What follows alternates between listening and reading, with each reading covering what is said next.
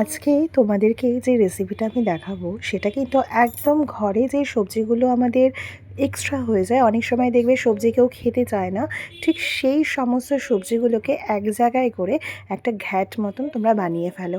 এটা কিন্তু আমি চিংড়ি মাছ দিয়ে করেছিলাম, তোমরা চাইলে নিরামিষও করতে পারো, কিন্তু চিংড়ি মাছ দিয়ে করলে এর টেস্ট কিন্তু খুব ভালো হবে।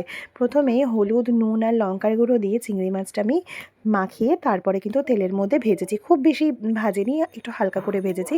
কালো জিরে ফোড়ন দিয়ে নেবে, এক এক করে সবজি দিয়ে নেবে। যে সবজিগুলো আমি এখানে ব্যবহার করেছি সেটা হচ্ছে আলু, কুমড়ো, ছিম, পটল, বেগুন, গাঁটি কচু এবং কাঁচা টমেটো এবং পাকা টমেটো।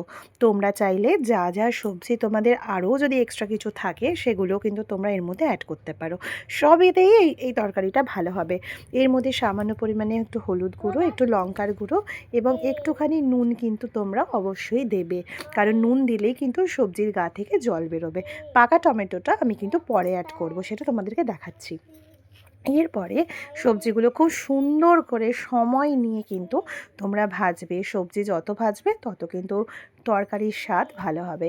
এই সময় কিন্তু আমি পাকা টমেটো দেবো এবং পাকা টমেটো দেওয়ার পরেই কিন্তু চিংড়ি মাছটা দেবো। পাকা টমেটো দেওয়ার পরে দেখবে কতটা জল আমার বেরিয়ে গেছে। এরপরে যেহেতু আমি পরে একটু জল অ্যাড করেছিলাম, আমি এখানে ঢাকা চাপা দিয়ে দিয়েছিলাম এবং একটু জল কিন্তু আমি দিয়েছিলাম, কারণ আমার কচুটা কিন্তু একটু শক্ত, মানে সেদ্ধ হচ্ছিল না, ওই জন্য আমি জল দিয়েছিলাম। তোমরা চাইলে কিন্তু নাও দিতে পারো, যদি কচু যদি বা অন্য কোনো সবজি যদি সেদ্ধ হয়ে যায় তাহলে নাও দিতে পারো।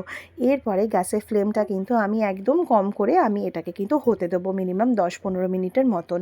তারপরে যখন আমার মানে গ্যাসের ঢাকনাটা খুলে যখন আমি দেখবো, মাঝে মাঝে একটু খুলে খুলে দেখবে যে সেদ্ধ হয়ে যাচ্ছে কি না। তারপরে যখন দেখবে সম্পূর্ণভাবে সবজিগুলো সমস্ত কিছু সেদ্ধ হয়ে গেছে, তখন কিন্তু তোমরা গ্যাসের ফ্লেমটাকে কিন্তু একদম হাই করে দেবে, তখন কিন্তু আর কমাবে না। তারপরে আমরা অপেক্ষা করব এই সমস্ত ঝোলটা, মানে জলটা কতক্ষণে মজবে। খুব বেশি সময় কিন্তু লাগবে না। তারপর একটু সামান্য পরিমাণে চিনি আমরা দিয়ে দেবো। চিনি কিন্তু যে কোনো তরকারির স্বাদ কিন্তু বাড়াতে সাহায্য করে, বিশেষ করে এই রকম ঘ্যাটের স্বাদ কিন্তু বাড়াতে চিনি সাহায্য করে।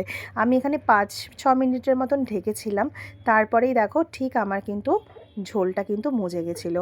আমি একটু মাখা মাখা করেছিলাম। এই তরকারিটা কিন্তু ভাত বা রুটির সঙ্গে তোমরা পরিবেশন করতেই পারো, খুব ভালো।